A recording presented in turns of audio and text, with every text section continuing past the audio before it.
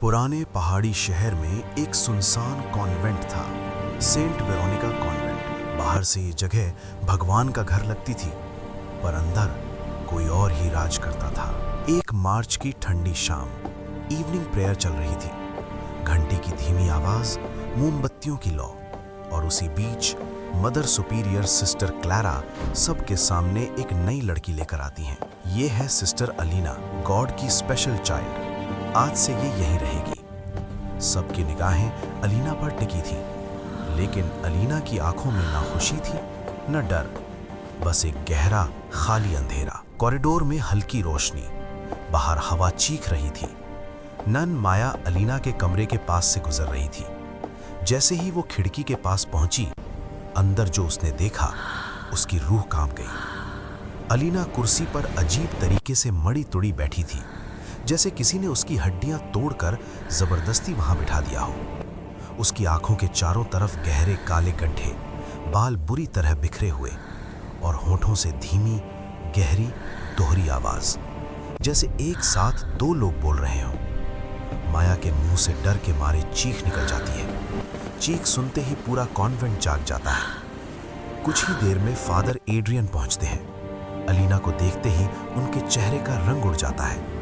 धीरे से फुसफुसाते हैं, ये कोई इंसानी मसला नहीं है। अगले दिन देर रात, जब पूरा कॉन्वेंट सो चुका होता है, अलीना के कमरे में एग्जॉर्सिज्म शुरू होता है।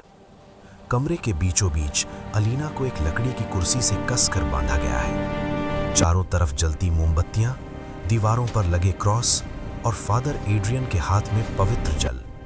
जैसे ही प्रार्थना शुरू होती है, अलीना पहले चुप रहती है, फिर धीरे धीरे उसके होंठों पर एक टेढ़ी डरावनी मुस्कान फैलती है। अचानक वो जोर से हंसने लगती है। उसकी हंसी इंसानी नहीं लगती। आवाज अचानक भारी हो जाती है। वो सीधे क्लैरा की तरफ देखती है और एक अलग गहरी आवाज में कहती है, याद है क्लैरा, वो बच्चा जिसे तुमने जिंदा दफनाया था? क्लैरा के चेहरे से पूरा खून उतर जाता है। किसी को नहीं पता था, सालों पहले एक प्रेग्नेंट लड़की को उन्होंने धोखे से यहाँ बुलाया था। उसका बच्चा छीनकर चर्च के पीछे दफना दिया, सिर्फ इसीलिए कि चर्च की इज्जत बची रहे। अब वही दफन बच्चा लौट आया था। कमरा हिलने लगता है।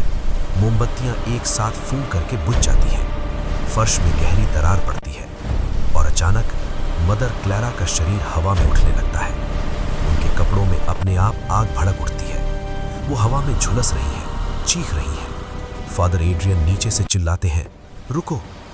उसी पल अलीना की आंखें पूरी तरह काली हो जाती हैं। वो एक आखिरी दिल दहला देने वाली चीख मारती है। उसका शरीर ढीला पड़ जाता है, सिर साइड में लटक जाता है, और क्लैरा जमीन पर जलती हुई लाश बनकर गिर पड़ती है। अगली सुबह कॉन्वेंट का मुख्य दरवाजा आधा खुला हुआ है। अंदर सन्नाटा है।